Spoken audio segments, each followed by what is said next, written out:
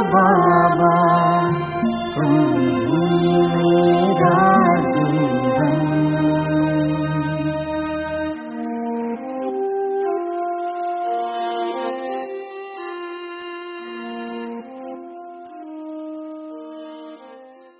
Om Shanti. Good morning.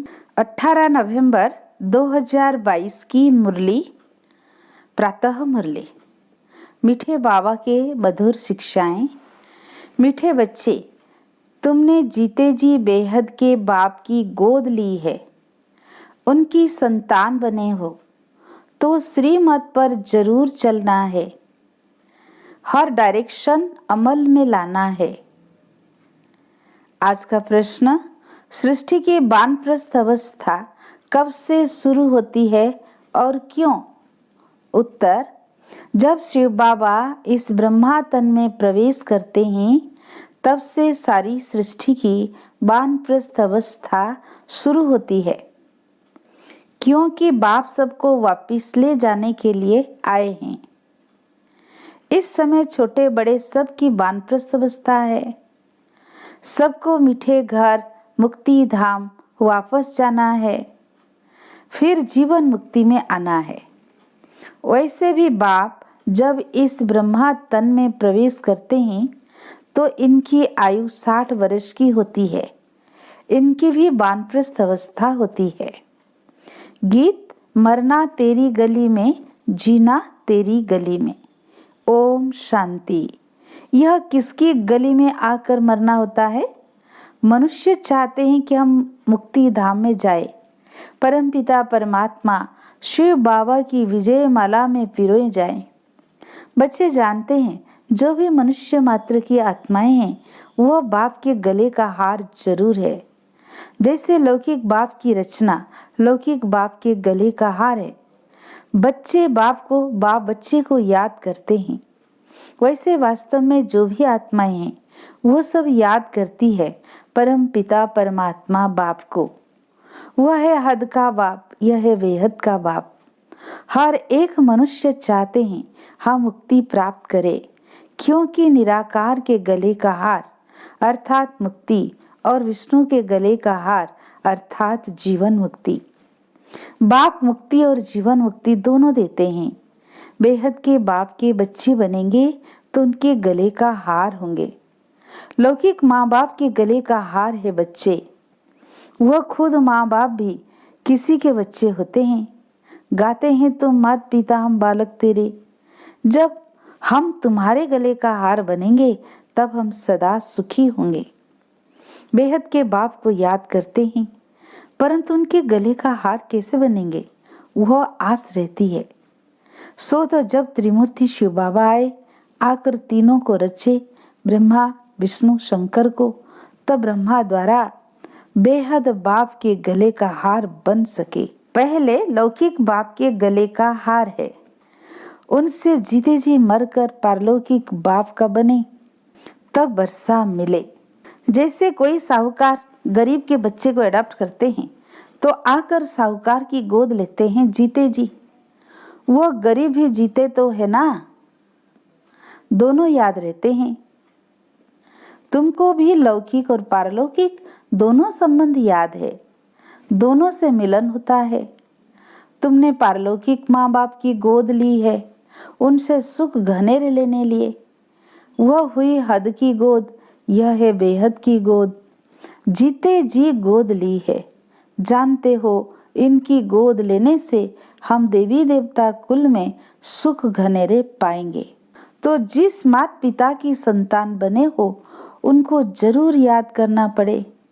श्रीमत तो गाई हुई है ना, अब तुम प्रैक्टिकल उनकी मत पर चल रहे हो।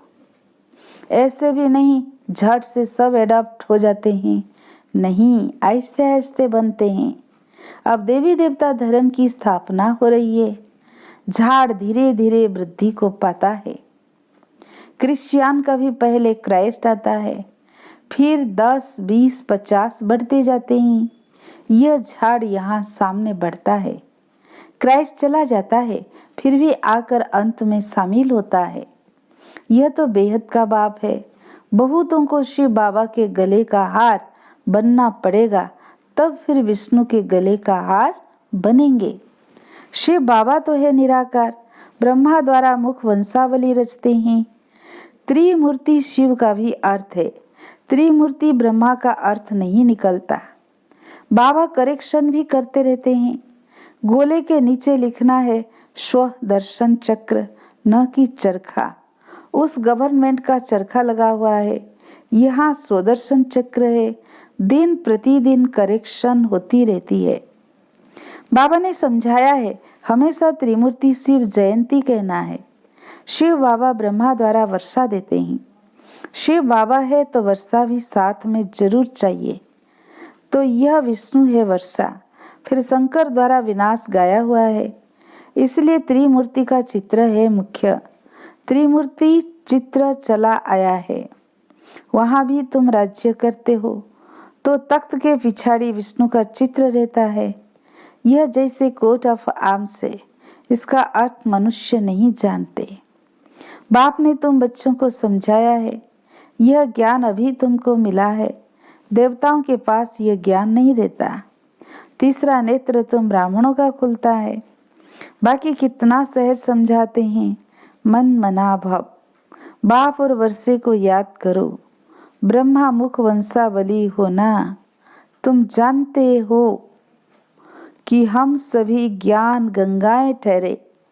तुम हो ज्ञान सागर द्वारा ब्रह्मा मुख कंवल से निकले हुए मुख वंशावली, ज्ञान कुमार कुमारियां, तो तुम हो ज्ञान सागर के बच्चे। वास्तव में सच्चा सच्चा तीर्थ तो यह है, आत्माओं और परमात्मा का यह है सच्चा संगम। ज्ञान सागर और ज्ञान गंगाएं, यह बड़ी गुह्य समझने की बातें हैं। मोटी बुद्धि वाले यह नहीं समझ सकेंगे, उन्हों के लिए फिर सहज युक्ति है। शिव बाबा और वर्षे को याद करो इन द्वारा। यह बुद्धि में होने से खुशी का पारा चढ़ेगा। गॉडली स्टूडेंट लाइफ है ना, बेहद का बाप हमको पढ़ा रहे हैं। अभी तुम्हारी बुद्धि में राजयोग का ज्ञान है, जिससे तुम प्रारब्ध पाते हो। वहाँ इस नॉलेज की दरकार नहीं, दरकार यहाँ है। बाप कहते हैं कल्प कल्प मैं आकर राजयोग सिखलाता हूँ, रचना के आदि मध्य अंत का राज समझाता हूँ कि ये चक्र कैसे फिरता है। महिमा सारी संगम की है, जबकि पतित पावन बाप आकर पुरानी दुनिया से नई दुनिया में ले जाते हैं। पुरानी दुनिया के विनाश के लिए अब तैयारियां हो रही है। देखते हो आजकल दुनिया में क्या क्या हो रहा है। आज बादशाह है, कल मिलिट्री बिगड़ती तो बादशाह को भी कैद बना देती है, कोई को भी मार डालते हैं। ऐसे बहुत केस होते रहते हैं। आजकल कोई बात पर भरोसा नहीं, दुख ही दुख है। आज किसी को बच्चा हुआ खुशी होगी, कल मर गया तो दुख है ही दुख की दुनिया। अब बाप नई सुख की दुनिया का लायक बना रहे हैं। बाप समझाते हैं, बच्चे तुम सो देवी देवता थे, अभी असुर बन पड़े हो। कल तुम देवताओं की महिमा गाते थे, अपने को पापी नीच कहते थे, कहते हम निर्गुण, हरे में कोई गुण नहीं, तो जरूर कोई पर तरस किया होगा। इन देवताओं को किसने गुणवान बनाया, ये अभी तुम जानते हो। परमपिता परमात्मा बिगर कोई देवता बना न सके। मनुष्य बिल्कुल भिखारी पतित बन पड़े हैं। बुढ़े हो जाते हैं तो भी विकार नहीं छोड़ते। नहीं तो कायदा है 60 वर्ष के बाद वानप्रस्थ लेना चाहिए। पहले ऐसे करते थे, 60 वर्ष के अंदर अपना बोझा उतार कर बच्चों को दे देते थे। अब 60 वर्ष की आयु में भी बच्चे पैदा करते रहते हैं। बाबा कहते हैं इनकी 60 वर्ष की आयु में बहुत जन्मों के अंत में जब इनकी वानप्रस्थ अवस्था हुई तब मैंने प्रवेश किया, तब इसने भी सब कुछ छोड़ा। बाप के आने से सारी दुनिया के लिए वानप्रस्थ अवस्था हो जाती है, क्योंकि सबको जाना है वापिस। इसीलिए बाप कहते हैं मामे कम याद करो, छोटा व बड़ा कोई भी यहाँ रहेगा नहीं। बाप आकर सबको मीठा बनाते हैं। मुक्ति जीवन मुक्ति दोनों मीठे धाम है। विनाश सबका होना है, हिसाब किताब चुक्त भी सबका होता है। सजा खाने में देरी नहीं लगती। जैसे काशी कलवट खाते हैं तो पापों से मुक्त हो जाते हैं, फिर नए सिर हिसाब शुरू हो जाता है। बाकी मुक्ति में एक भी नहीं जाते हैं। वह समझते हैं शिव पर कुर्बान हो निर्वाण धाम चले जाएंगे। बाबा कहते हैं वापिस कोई जा नहीं सकते। पुनर्जन्म तो सबको लेना है। यह पहला नंबर ही पूरे पुनर्जन्म लेते हैं तो जरूर पीछे वाले भी लेंगे। तुमने 84 जन्म लिए हैं। शुरू से ही तुम्हारा पाठ चलता है। तुम्हारा यह है कल्याणकारी लिफ जन्म।